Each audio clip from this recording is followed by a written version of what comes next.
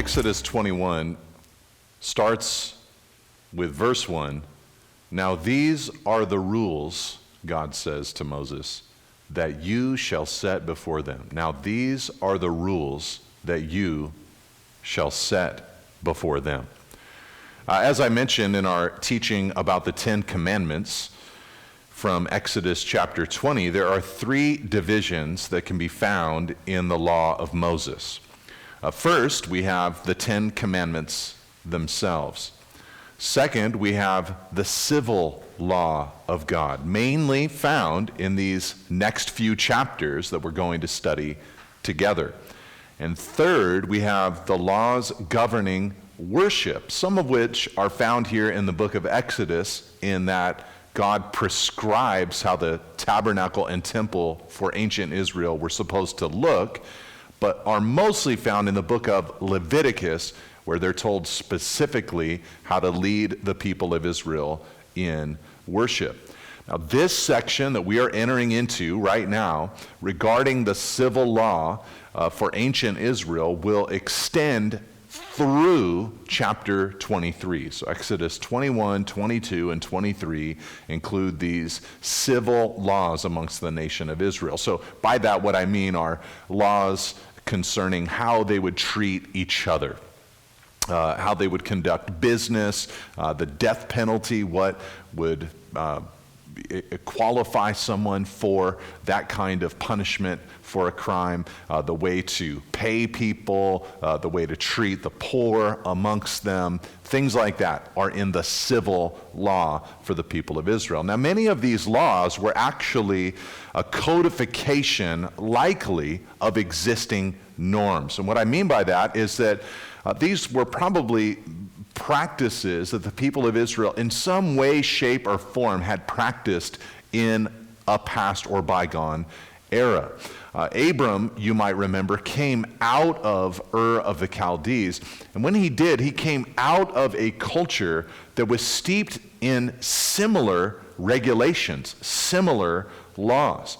In fact, through historical records, we have discovered that there were many people groups surrounding Israel at this time who had similar laws in place, although there were some significant and major differences. One of the major differences is that an overall emphasis is found in Israel's law in caring for the poor or widows or servants or orphans or the defenseless that is lacking in the other sets of commandments or laws governing other peoples.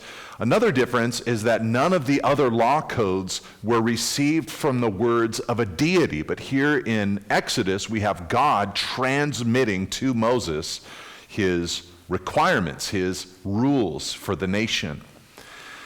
But the similarities that do exist have more to do with the similar times and issues that they were dealing with and living in. For instance, you or me, we might not be all that concerned about what to do with an ox who gets loose. You know, that might not be a paramount concern, though we're going to try to deduce lessons for ourselves from these ancient parallels.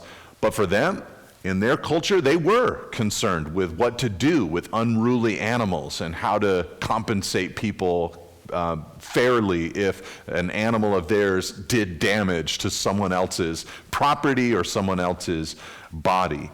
And I think what you have to remember as we go through these next few chapters is that their society is rudimentary at this point.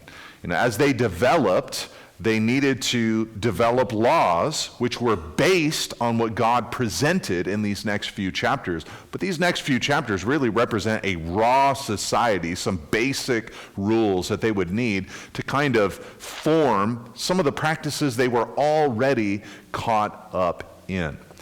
Now, for our purposes, I think that one of the blessings of Exodus chapter 21 in particular, which is what we're going to study today, is that we can receive encouragement from this passage on how we do our work, because each one of us has, a career or profession or something that occupies our time, whether it's paid or unpaid, that we would consider our work. And Exodus 21 can help us with the attitude concerning our work. It can help us with how we treat employees or how we treat others that are on a level plane with us, or how we steward our possessions. All of these things are of the utmost importance for the child of God. God's people, called to love him, are also called to love their neighbors. And how we work and how we conduct our affairs is one of the ways that we can love our neighbors really well. Unfortunately, I've been a pastor and a Christian long enough to know that there are plenty of Christians who somehow are able to have this dichotomy exist in their minds, thinking to themselves that if they come to church and raise their hands in worship and maybe serve in a ministry or something like that and do the good Christian activities, that somehow gives them a pass to be a terrible worker, a terrible employee, a terrible boss, someone who cheats or lies or steals. And unfortunately, over the years, I've had so many people who have come to me brokenhearted because they know the truth about one of their fellow brothers or sisters in Christ, what they're really like during the rest of their lives. And God didn't want to have that amongst his people. He wanted a people who were consistently devoted to him, obedient to him, living a first and second tablet kind of life, loving the Lord their God with all their heart, mind, soul, and strength, but also loving their neighbor as themselves. So really, verse 1 kind of sets us up for not just chapter 21, but also 22 and 23, in that it says, now these are the rules that you shall set before the people of Israel. By the way, in chapter 20, when God gives the commandments to Moses, it's the words that God gave to Moses. And now here we have the rules that God gave to Moses. So make of that what you will, but there seems to be a difference. Something has shifted here. God has given the major in the commandments, and now he's going to give the minor in these everyday rules or principles which are to govern the nation. All right, so let's go on and read the beginning of the first section of rules in verse 2. It says, when you buy a Hebrew slave, he shall serve 6 years, and in the 7th he shall go out free for nothing. All right, so here we are right away looking at the rules of the people of Israel. And again, after God established the 10 Commandments, the first thing that he really set up after the 10 Commandments was the altar, the kind of altar that would be built for which they would approach, or with which they would approach God. That's already been established in chapter 20, kind of the rudimentary basics of their worship system. But now we get into these rules, and the first thing that God addresses is slavery amongst the Hebrew people. And so immediately we're confronted with the disturbing subject of slavery, which for many of people in that ancient time, and unfortunately for way too many people in our modern time, was simply a fact of life. Remember, the people of Israel themselves had been enslaved for 4 centuries in Egypt. They were used to being enslaved, and now we discover God giving them directions concerning slavery in Israel amongst the Israelite people. But why would God start here? Why would this be sort of the first thing that he holds out? I mean, he will deal later on with the important subject of murder. What do you do when someone takes someone else's life? That's of great importance for a society. Why does God, though, not start there, but start here with slavery? Well, it makes sense that the people of Israel who'd been enslaved would need directions on how to treat people. Now, God did not simply forbid the practice, and this has caused consternation for many modern Christians who have looked back upon this Old Testament passage. And for that, I want to say a few things. First of all, this Hebrew version of slavery, you have to remember, it was bad. It was in existence, and so God is giving some governing controls so that it doesn't become worse than it needs to be.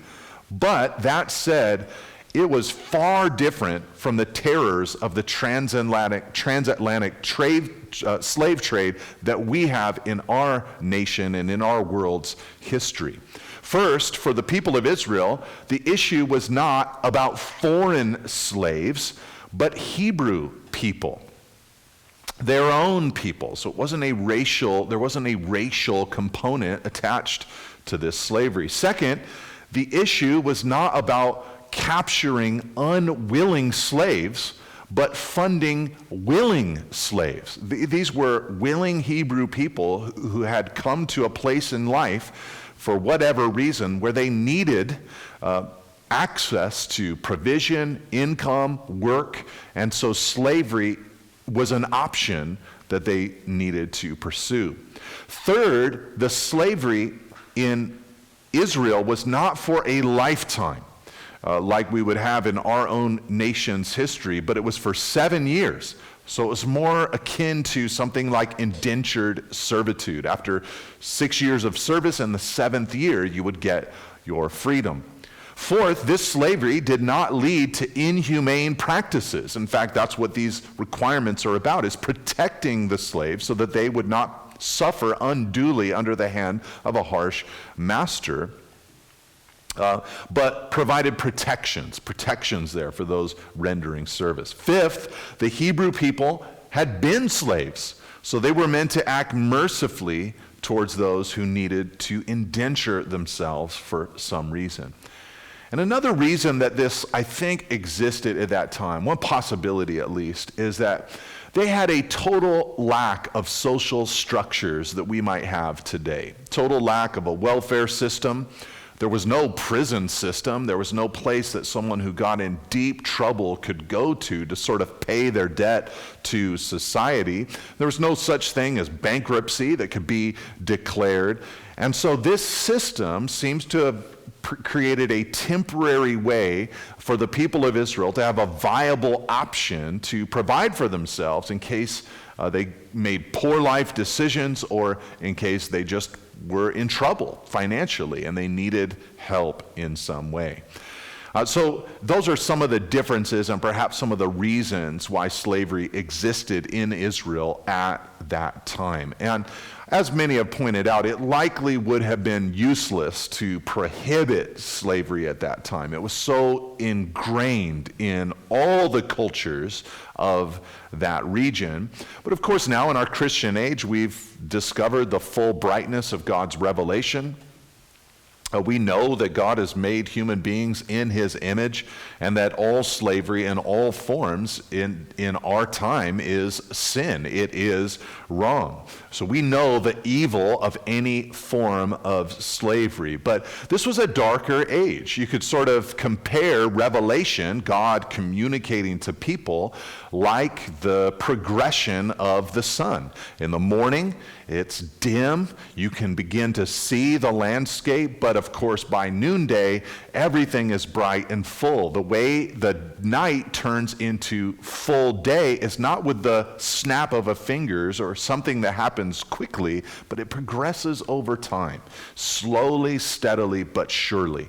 And that seems to be the way God's revelation works. God is slowly and steadily working to communicate to the people of Israel. And over time, they would have discovered, as we have now as believers, the truth. People are made in God's image. No one should be treated in this way. But it was just a fact of life amongst the societies in that era, and perhaps these are some of the reasons why it existed. Now, again, as I would highlight, for the people of Israel, this was optional servitude. A person could sell themselves or their family into service. Leviticus 25, verse 39. If your brother becomes poor beside you and sells himself to you, That's the requirement. So here's the idea, is that someone is in trouble and they are saying, look, this is what I need to do with my life. And even in Deuteronomy chapter 15, which gives fuller requirements for how to treat servants or slaves, it tells us that when the time of freedom came, the master should make them flush, should send them out with great possessions, not send them out empty-handed. And so we learn here that when they bought a Hebrew slave, he said, you'll serve 6 years, and in the 7th year, he says, go out free for nothing. This is powerful because after 6 years of service in the 7th year, the servant or the slave would be set free. And so after a fixed period of time, their freedom would come. Now, of course, the people of Israel, this had not been their experience. We recognize this from the earlier portions of the book of Exodus. They had suffered in slavery in Egypt, and there was no hope that they would ever be set free. They were provided for there for a little while, but that service devolved into slavery, devolved into ownership, and there was no hope that they would ever be set free unless God miraculously intervened, which he did. Now, part of the reason I think that the slave is set free after the 7th year or in the 7th year is very simple. There's only one being that deserves lifelong servitude. There's only one being that deserves to be served, honored, for us to be slaves of for the duration of our lives, and that is God himself. Only God should be served for a lifetime. And if you're married, your spouse as well. It says in verse 3, to go on in the passage, he says, if he comes in single, he shall go out single. If he comes in married, then his wife shall go out with him. If his master gives him a wife, and she bears him sons or daughters, the wife and her children shall be her master's, and he shall go out alone. Now here what's happening is that a balance is being struck. You know, if a servant comes in and he's unmarried, and during the course of those 7 years, he is given a wife by his master, and that wife bears children, then when he is set free, the wife and the children that the master has given and that have been born from that woman, they will belong to the master. They will have to fulfill their time of service. But if he comes in with a wife, and she bears him children during the time of servitude, then when it's time for his service to be over with, he, of course, then goes free with the wife and with the children who have been born to him. Now, this, again, I think is present in order to strike a balance between the personal rights of the Hebrew slave and the economic and property rights of the Hebrew owner. You know, he's entering into this agreement for profit, for some reason. He's not just there for charity or welfare that isn't going to benefit him in any way. He's entering into this arrangement or this agreement with the Hebrew slave for a purpose. So there's a little bit of protection against his profits. And the idea here is that the servant knows exactly what he is getting into. There's no forced marriage upon him. He knows the agreement before he gets into it. The servant understands the contract. And the servant has a right to refuse a wife from his master. But acceptance means that he, when he goes free, will not be set free with them.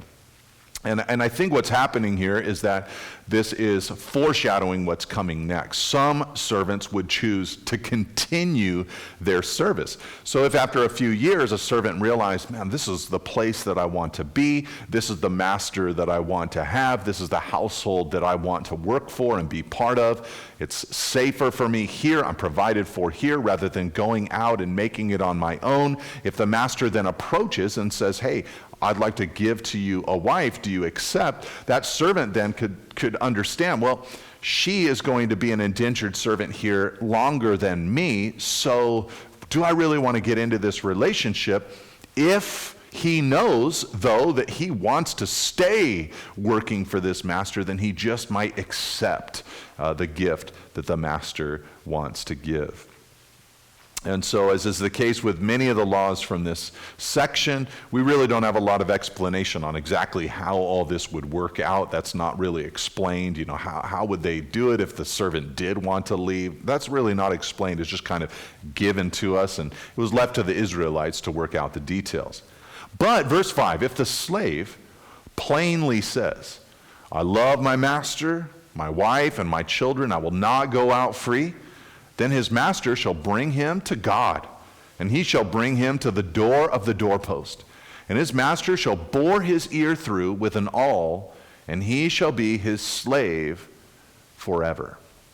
Now, again, this is part of the reason why I think we can have great certainty that the kind of slavery that the Hebrews were dealing with is nothing like the transatlantic slave trade that we are familiar with in our American history, because no slave would ever say this kind of thing. You know, this is where I want to be. I love this. This is the experience that I want to have. So the idea here is that this master had provided such a great experience that the servant comes to a place of saying, this is where I want to be. I don't want to go out free. I want to remain here with my wife and with my children. And so they perform this ceremony before God, and all is driven through their ear. They have an earring now for the rest of their lives, indicating that they are a bond servant. They have chosen this life, and not just a period of 7 years, but a life of servitude. Now, apparently, such cases were frequent enough that it required this formal recognition.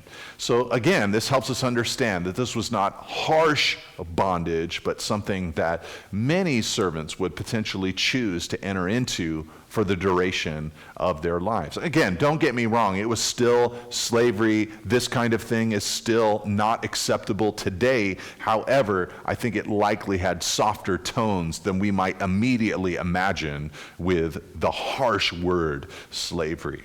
And of course, this would say much more about the master than about the slave. For the servant to say, I will not go free, said a lot about the kind of conditions that they were working in. They felt that their master was a good person who was providing for them well, a good place for them to toil. You know, Paul often in the New Testament called himself a bondservant of Jesus Christ. This is one of the common descriptions of himself that he would give often at the opening remarks of his various letters, like he did in Romans 1, verse 1. It's like Paul was saying, listen, you know, I have served Jesus, and I am now choosing a lifetime of service to Christ. I'm, if you will, putting my ear up to the doorpost and making the decision that because Jesus is such a good master, I will serve him for the duration of my life. And of course, we should then devotionally ask ourselves, are we bondservants of Jesus? And if so, what is the sign that we are, that we have made that singular and lifetime decision to follow hard after him? You know, many of us are holding on to our own will, to our own preferences. We want to be the Lord of our lives. But it's better for us to make Jesus the master and for us to take a slave or servant posture before him. In fact, when we do this for the Lord, we are actually adopting the mind of the Lord. Paul said in Philippians chapter 2, verse 5, he said, have this mind among yourselves, which is yours in Christ Jesus, who, though he was in the form of God, did not count equality with God a thing to be grasped, but emptied himself by taking the form of a servant, being born in the likeness of men. And being found in human form, he humbled himself by becoming obedient to the point of death, even death on a cross. So Jesus' mentality, that servant mentality, so much a servant that he was willing to die for us, is a mentality that Paul exhorts the church to enter into as well, to have that mind within us, that we will be servants, that we will lay down our lives. Now, before I go to the next section here in Exodus chapter 21, I just want to point out that a female slave apparently could do the same thing that is mentioned here in these first 6 verses. Everything about the first 6 verses is very male in nature. He is spoken of over and over again, and if he is given a wife, and if she bears him children. So it almost appears that this is the requirement for male slaves. But in Deuteronomy chapter 15, when the directions are given about a servant who wants to be a bond slave, permanently in the house of that master, and he's to put his ear to the door, he'll be your slave forever, it says. And it says in Deuteronomy 15, verse 17, and to your female slave you shall do the same. So it seems as if these first opening verses are about male and female slaves who have made that decision to indenture themselves to others for whatever reason in life. And part of the reason I mention that is because the next section seems to deal with female slaves, but I'm of the opinion that it has a marriage component attached to it in this next section. Verse 7 through 11, I don't think are just the requirements for female servants, but are the requirements for female servants who have entered into some kind of contractual marriage relationship. It's not just a run-of-the-mill slave or servant who's made this kind of decision, but some kind of negotiation that has been made for whatever reason for a woman to marry into likely a more wealthy family for some kind of societal or provisionary kind of reason. So with that, I want to introduce this next little section. First of all, praise God that love has much more of a component in our modern marriage decisions.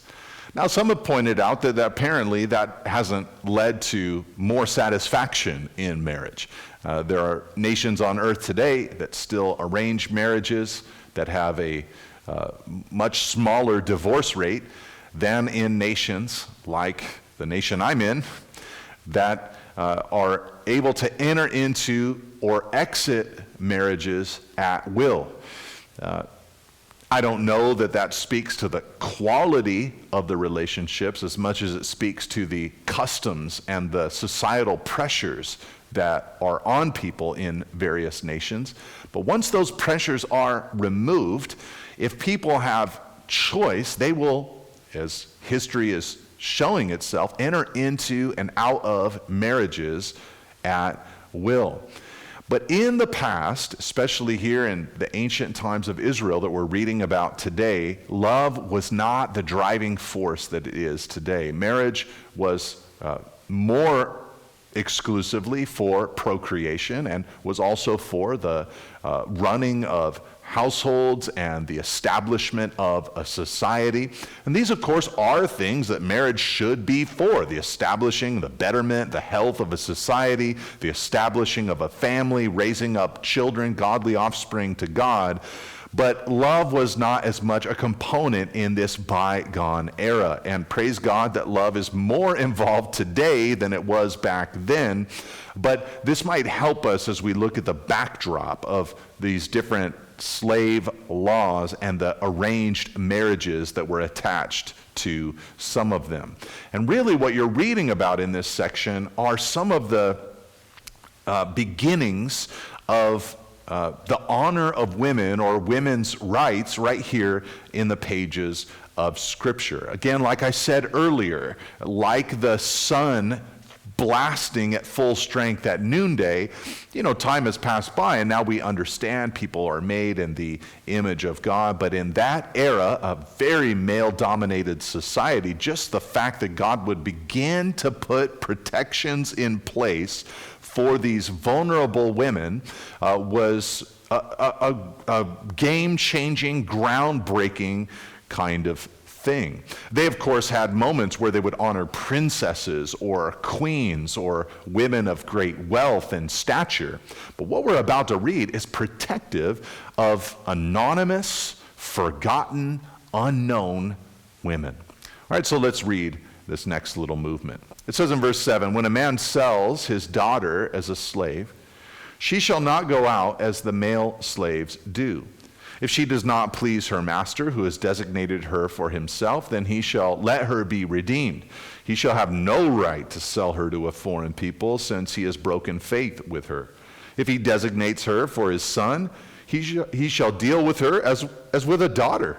If he takes another wife to himself, he shall not diminish her food, her clothing, or her marital rights. And if he does not do these three things for her, she shall go out for nothing, without payment of money." So let's talk about this little section dealing with these particular female slaves who are entering into, it appears, into some kind of marriage agreement with a man or with a man's son. At times, this would have been done, apparently, in these old societies for provision for the woman, provision for her family. At times, this would also be done as a way to advance her status in that society or culture. Rather than marrying someone from her impoverished level, she would marry someone from a higher class. Nonetheless, though, in this passage, she's designated as a slave or as a servant. But these laws protected her from being treated like the male servants would be treated. She had all the rights and the protections of a legitimately married woman. The point of this law is not to question the existence of this situation. We, of course, would not practice this today in this way, but to give clear guidelines to these people from this time on how to behave, since this was a societal norm. And she was to be provided for and protected completely. If something displeased the master, he could not just release her like some of the male slaves or servants might be released. She'd have the opportunity to be redeemed by another family member. She could not be sold into foreign captivity. He had broken faith with her, God said. So in other words, she is no longer, if she enters into this marriage agreement, she is no longer considered a simple property. No, not at all. She's considered a wife in the home, and he cannot treat her as he wishes or emotionally wants to at times. She gets all the protections that the law affords. Now, this is a powerful section of Scripture, protecting these young women. The man required to respect her and provide for her. He could not play favorites in any kind of way. And if he didn't give her her food or clothing or her marital rights, then she would not have to pay to be set free. She would gain her freedom. She would get this new class in society, and she would gain her total freedom. So it was incumbent upon the man and his family to bring her in with the full rights of a wife. And so this is God, again, this is not an ideal situation, but it's God providing a way for the women of that era to be protected. Now, you might have noticed that up to this point, God has merely been giving the people of Israel directions on how the Hebrew servants, the Hebrew slaves, are to be treated. And there's no account up to this point about how foreign slaves are to be treated. Now, there are passages, and we'll see them in chapter 22 and 23, that deal with how to treat foreigners who are part of the land. But really the emphasis there is on a lack of oppression. Don't oppress these foreign people. It really doesn't deal with their enslavement as much as making sure that they are not an oppressed people. So again, it's a different kind of slavery that we're talking about here in Exodus chapter 21. These are Hebrew people making a decision to enter into indentured servitude for a period of time, or as a married woman who gains then full marital rights and privileges.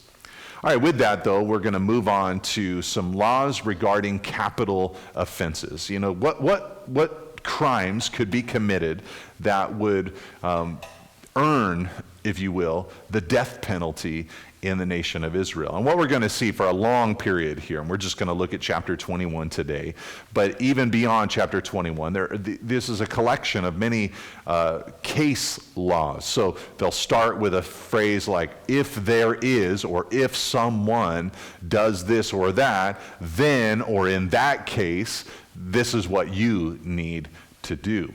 And here in this first movement, there are 4 causes for the death penalty. The first cause is premeditated murder.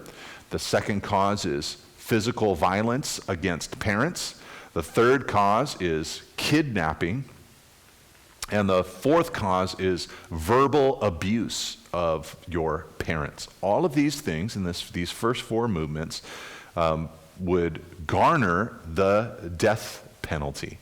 And all of this helps us understand that God is for the honoring of human life. Human life is important to God. You know, all the way back, and when we began our study of the Old Testament, in Genesis chapter 1, verse 26 and 27, it tells us that on the 6th day, God said, "Let us make man in our image." It's a fallacy to believe that the animal kingdom is somehow on par, equal to, level with, in honor and glory to humanity. No, we are more important in the eyes of God than anything else in his created order. We are made in his image. And since the image of God is upon us, it's important for us to be respectful of other people and other people's lives, because they also are made in God's image.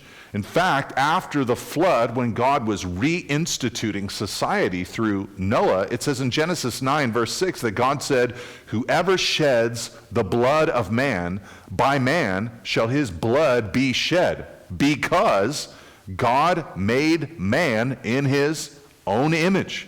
So the very reason that God instituted the death penalty in those post-flood conditions is because human beings are made in his image. So we have no right to take the life of someone else in a murderous kind of way, and because they are made in God's image. So God wanted there to be a serious punishment for those who would enter into that crime.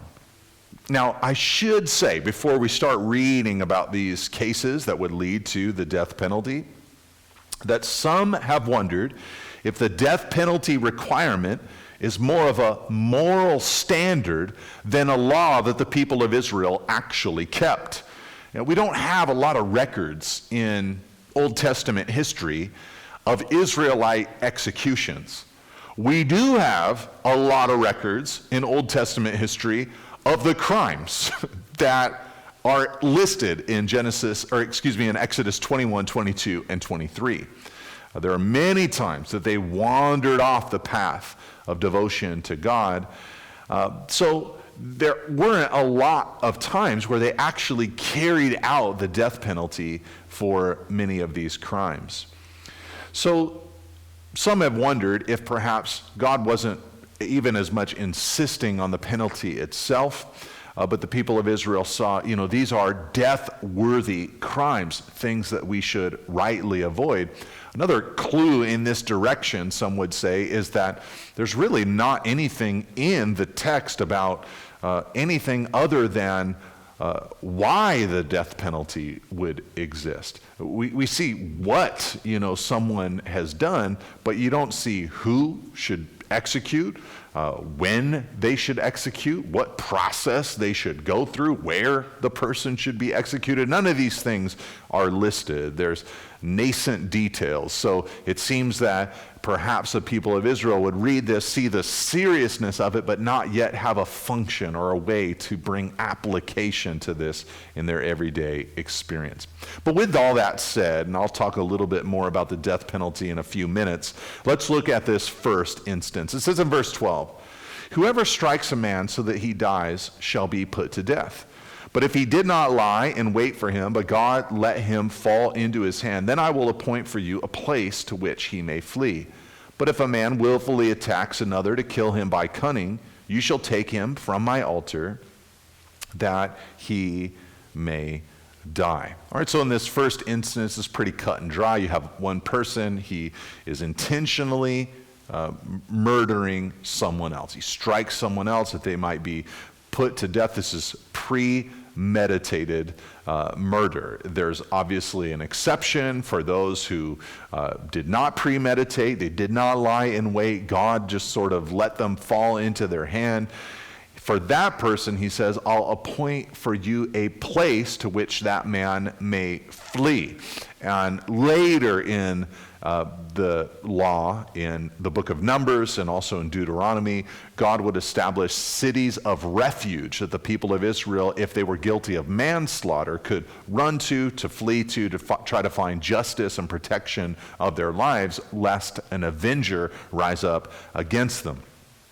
But here he's talking about those who there is no premeditation, or there is premeditation, they've made a decision, and they are going to kill this person. That person, God says, will be put to death. You see, murder is a serious crime. It usurps God's prerogative. You know, God had said to Adam in the Garden of Eden, in the day that you eat of it, you shall surely die. God's decision about when a person dies is God's decision. And the murderer takes that prerogative from God and applies it to themselves. So not only are they attacking God's image, someone made in God's image, but they are taking what is rightfully God's position, and they are deciding when that person is going to die. But not only is it an attack on God to murder someone else, it is an attack on the family of the deceased.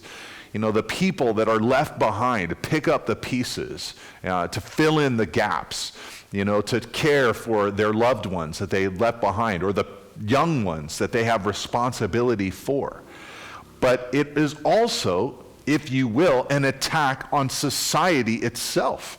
Because in taking a person from that society, you are decreasing the overall effectiveness of that society, and also asking that society to pick up the slack and do that which the person who is now dead has left behind. And obviously, it's an attack not just on God, the family, the society, but an attack on the individual themselves. So it breaks apart a family, it breaks apart a society, it violates both tablets because it is not loving towards God and is not loving towards man. So this is God's, first requirement or first law or rule that would cause someone to gain the death penalty. It is killing someone else, cold-blooded murder. But the second one might surprise us. It says in verse 15, whoever strikes his father or his mother shall be put to death. Now, I should say that if you have a New International Version, you have in your version, I think it says that it has a little marginal note that tells you that kills could replace the word strikes here in verse 15. Whoever kills his father or his mother shall be put to death. Now, according to the first instance of the death penalty, you would understand that. If a man kills somebody, death penalty, including father or mother.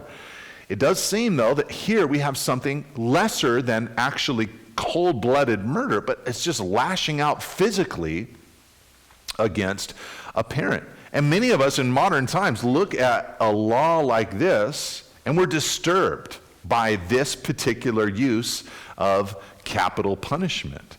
That this or what happens next, the following laws could actually bring the death penalty upon someone. And all throughout these 3 chapters we're going to be studying in this week and subsequent weeks, there are crimes that are not murder that are gaining the death penalty for someone. Kidnapping, physical or verbal assaults against parents, sorcery, bestiality, idolatry, all of them would garner the death penalty.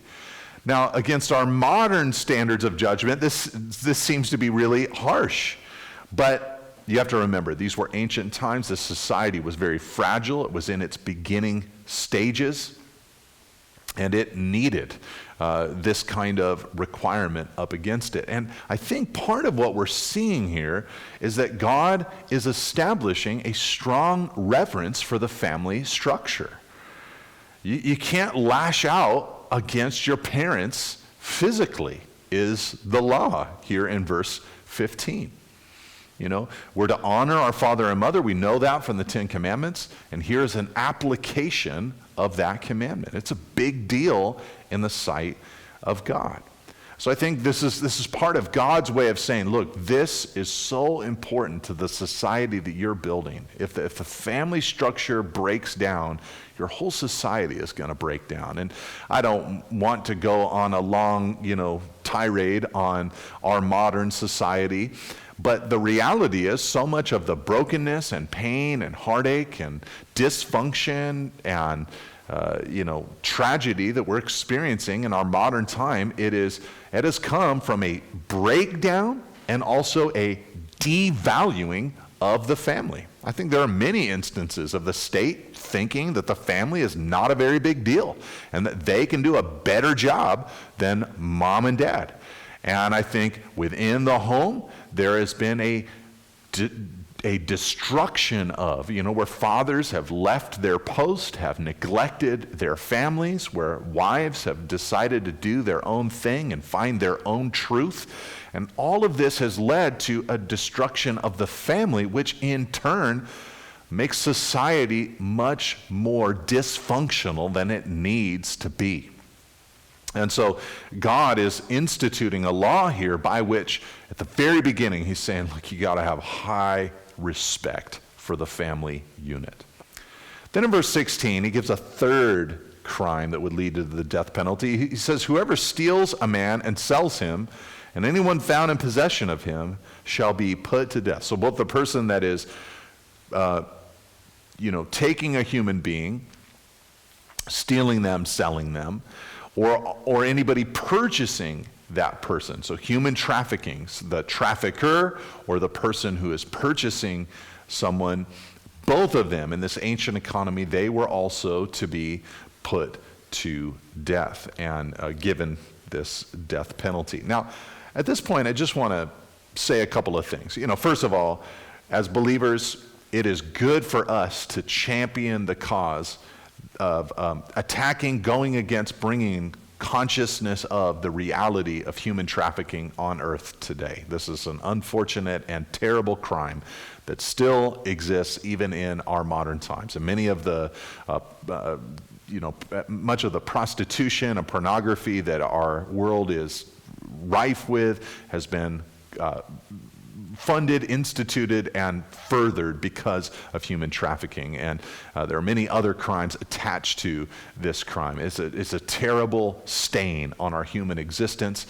And because Christians believe that humans are made in the image of God, we should believe that, we should fight for the cause of those who are in danger of being trafficked or have been trafficked, are being trafficked. We should do what we can. And so I praise the Lord for those whom God has raised up to enter into such a difficult fight and battle.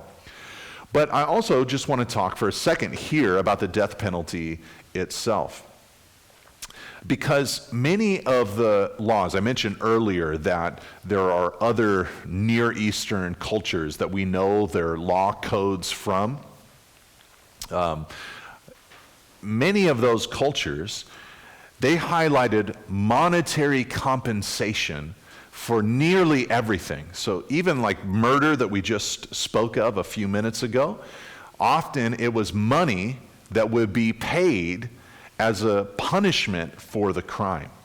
But what the Bible insists on here amongst God's people is not money, but life for life. You see, non-biblical laws applied the death penalty to things that had monetary value. If you broke into someone's house and stole from them, if you looted at a fire, if you stole from somebody, those were things in other law codes that would get the death penalty, but not in Israel. In Israel, the death penalty had to do with how you treat people. These examples reveal that in other cultures, financial loss was sometimes treated more seriously than the loss of life. But the biblical laws consistently emphasize that human life is of greater value than material possessions. Okay, but in light of all of this, as we're talking about the death penalty, here you have it in the pages of the Old Testament. Of course, this is just one of many places where the death penalty in that era was highlighted. It might appear that Christians, we should be people who support the death penalty for crimes like murder. But I think there are a few other factors that should be considered by the modern Christian. First, ancient Israelites really had no other option.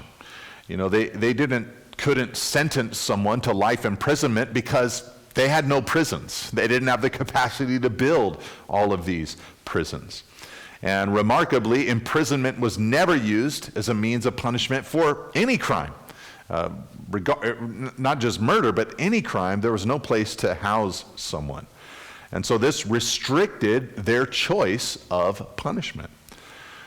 But also, secondly, it's likely that, as I mentioned earlier, the death penalty was likely rarely ever used in Israel. This probably ensured that it did not have the effect of devaluing human life. And so it wasn't something that they entered into all that often.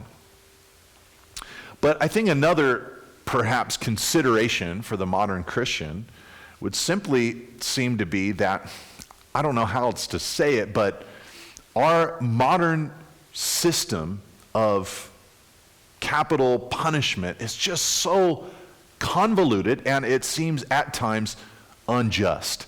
And so I could understand if a Christian has concerns about the long appeals process or the seemingly the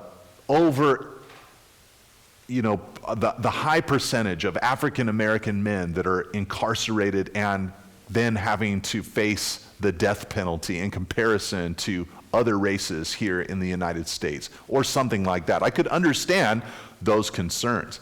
It just almost seems as if this is something that human beings are just incapable of administering well.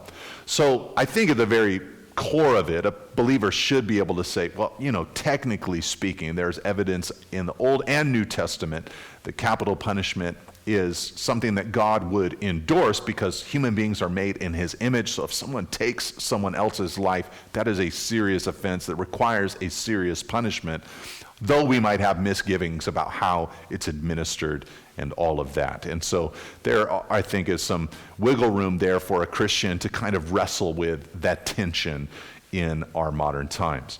But with that, though, let's move on to verse 17. It says, "Whoever curses his father or his mother shall be put to death." Now again, this goes back to the family. Before it was a striking, now it's verbally striking someone. And again, this would hold to or remind us of the sanctity, the importance of the family. Before I move on to the next section, I just want you to note in verse 17 that the father and the mother are held out here. They're mentioned together. This stresses their basic equality. They're both important in the sight of God, even here in this ancient culture. All right, let's conclude by looking at the final section here, where we have laws concerning just kind of the way that you operate in your daily life, and some of them having to do with intentional or unintentional injury of those because of the things that you own and the things that you possess. It says in verse 18, "When men quarrel and one strikes the other with a stone or with his fist, and the man does not die but takes to his bed, then if the man rises again and walks outdoors with his staff, he who struck him shall be clear. Only he shall pay for the loss of his time and shall have him thoroughly healed." Now here the point is obvious. God's people are required to take personal responsibility for their actions. So if by your actions, you strike someone, they're injured, they lose out on their work because they're recovering, he says you have to pay for their loss of time and until that person is thoroughly healed. Now, again, we might read this in our modern time and think to ourselves, okay, well, I guess if I ever hit somebody or something like that and they're injured and they can't work, I'll try to take care of them. But really what it's about is the principle of taking personal responsibility. And I've just discovered over time that many believers have a hard time taking personal responsibility. Many believers won't apologize. Many believers won't make restitution for the wrongs that they have done. Many believers hold to an easy kind of believism where God's grace is just always flowing, and so they're just doing whatever they want sinfully, damaging others in the process. But here we see that no, God's people, they're grieved by the pain that they cause, and they want to do what they can to make it right with the people that they have hurt. And so they're doing what they can. Here in this instance, it's actual monetary compensation, because that's of course what the person who's been hurt has lost out on. So we have to be a people who say, what do I need to do to make things right? Verse 20, when a man strikes his slave, male or female, with a rod, and the slave dies under his hand, he shall be avenged. But if the slave survives a day or two, he is not to be avenged, for the slave is his money. Here you have a man who strikes out against a servant, and if that servant dies, then the man will be avenged. He needs to die as well. But if the slave lives, a day or two goes by and then he begins to make a recovery, then there will be no vengeance because he's going to suffer by the fact that the servant cannot work. And that's kind of the point there of verse 21. For the slave is his money, is the idea that is held out there. Now, verse 22, it goes on and it says, when men strive together and hit a pregnant woman so that her children come out, but there's no harm, the one who hit her shall surely be fined, as the woman's husband shall impose on him, and he shall pay as the judges determine. But if there is harm, then you shall pay life for life, eye for eye, tooth for tooth, hand for hand, foot for foot, burn for burn, wound for wound, stripe for stripe. Now there's a couple of things that we need to mention about that little paragraph that we just read. First of all, the idea here is that a couple of men are fighting together. They, in the course of their fight, unintentionally or intentionally, a woman gets involved, she's struck. If she's pregnant and it induces labor and her child is born, but even though the child's premature, it's safe and healthy, then the husband of the wife just fines the offenders. But if there is harm, if the child is harmed in any way, especially if the child dies, then he says, you shall pay life for life. Eye for eye, tooth for tooth, hand for hand, foot for foot, burn for burn, wound for wound, stripe for stripe. Now, this is important for a couple of reasons. First of all, this whole statement is important because it tells us a lot about how God sees the unborn. If someone who is full grown is murdered, the murderer pays with their life. Now you have a baby inside the womb. If they die, even though this is more similar to the manslaughter charges because it's unintentional, the two men fighting, a woman is there, she is struck accidentally. Even though it's a manslaughter kind of charge, the death penalty is still the case because God says life for life. The unborn fetus in this passage, in other words, is seen as just as much a human being, if not more so, because they are defenseless, cannot protect themselves, and so God is seeing the unborn in a very special kind of way. And so this informs us concerning our modern views of how to treat the unborn. We should not be aborting our children. We should be allowing them to live. And those who are in peril or in poverty and in times of difficulty because of having a child, well, the world should rally together. The church should rally together to help those unborn be born and then bring them into society, help support them and encourage them, and do what we can to bring life. Clearly, abortion is sinful and wrong in the sight of God. But the other thing that we see here in this passage is this ancient statement, eye for an eye, tooth for a tooth, on and on. Now, this has often been thought of as a very barbaric and unworkable, unsophisticated kind of law governing the people of Israel. And many people have ridiculed, mocked Israel's laws because of this whole eye for an eye concept. You know, how does that work?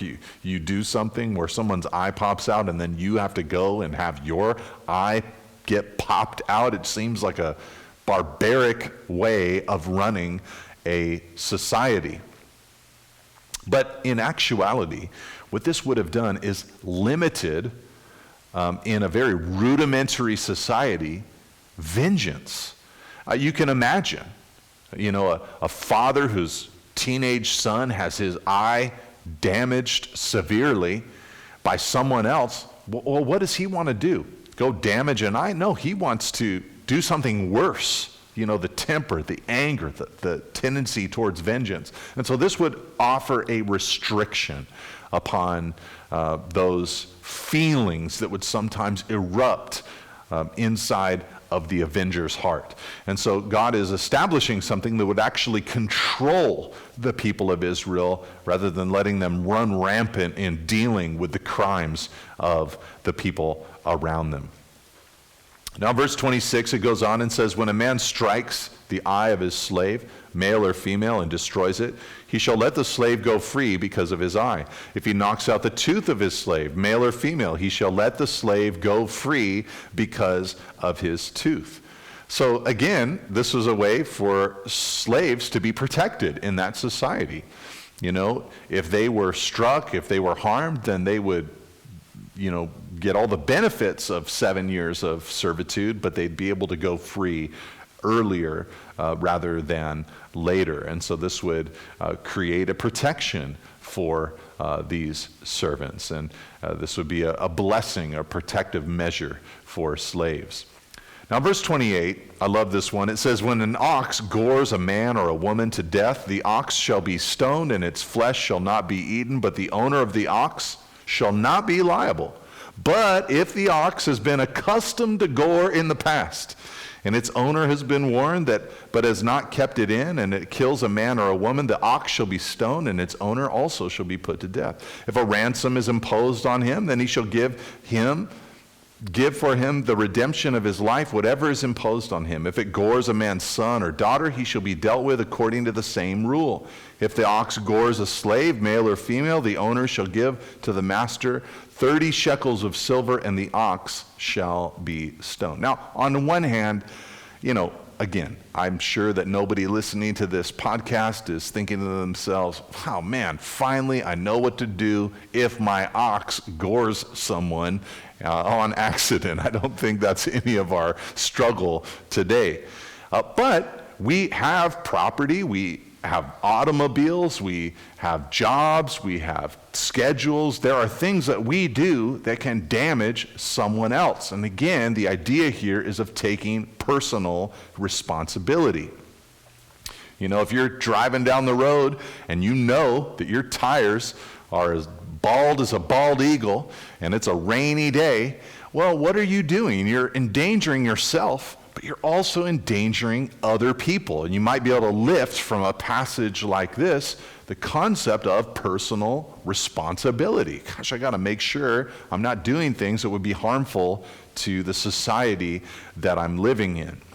But I also think that there's something interesting here, just about in a spiritual sense, about our own tendencies in our lives today. I mean, here you have a man with an ox who had not gored in the past, and if it did, the man was not held liable. But if it had shown that tendency, and he'd not put a fence around it, he'd not tied it up to a stake, he'd not protected people, he'd not put out signage that says, beware of the ox.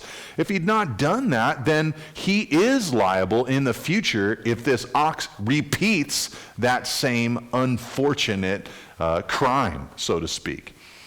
And I think this speaks to us maybe concerning our own personal walks with the Lord. You know, all of us are tempted in various ways, but we know our tendencies as well.